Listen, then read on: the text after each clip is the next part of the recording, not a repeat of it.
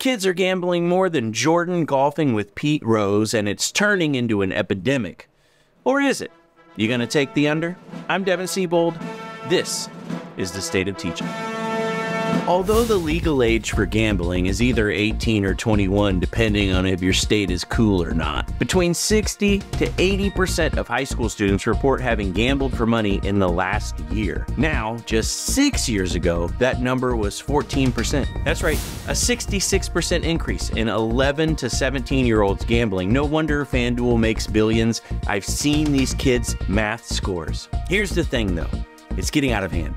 Currently, 1 out of 12 kids have a gambling addiction, and given the average class size in the US, that means like 5 kids per classroom are addicts. Here's the main issue schools are seeing. Kids gambling became a problem before there were any school safety nets in place to stop it from being a problem. Gambling, unlike drugs and alcohol, is regulated by the states, and states are pulling a Jason Tatum in the fourth quarter and sitting this one out.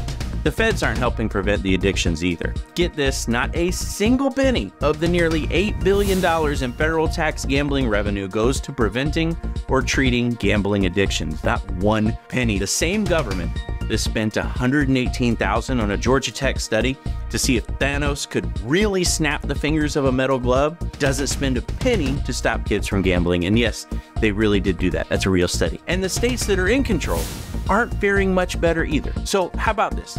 Connecticut legalized sports betting, had calls to the helpline quadruple, and still opted to allocate $0. Nothing. They rely entirely on public donations.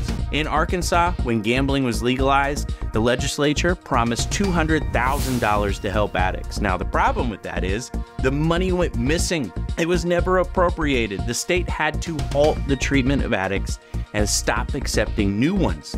And the state's currently being sued for that missing money. I think we're gonna have to send Tommy Two Toes in to rattle some cages. Now, the states do spend money on drug and alcohol addiction. It's 7 times more prevalent than gambling addiction, but the states allocate 318 times more for the drug and alcohol services. And I know what you're thinking, you're off track. Aren't these statistics for the adult helplines? I thought this was about the kids. Well, the percentage of current high school students with a gambling problem is double that of all the adults. And so far, not much is being done for the kids either. The state of Virginia did pass a law to distribute gambling pamphlets to schools, because if there's anything kids pay attention to, it's pamphlets.